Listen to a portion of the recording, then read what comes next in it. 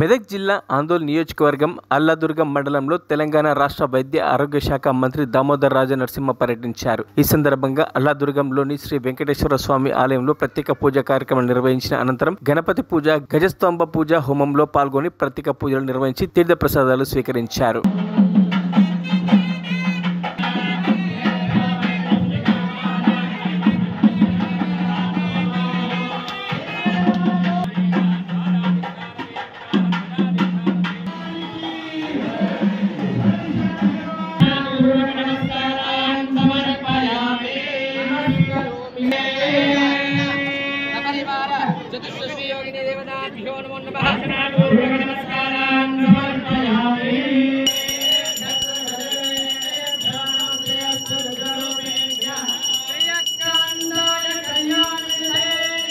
మరిన్ని అప్డేట్స్ కోసం మా ఛానల్ని సబ్స్క్రైబ్ చేయండి.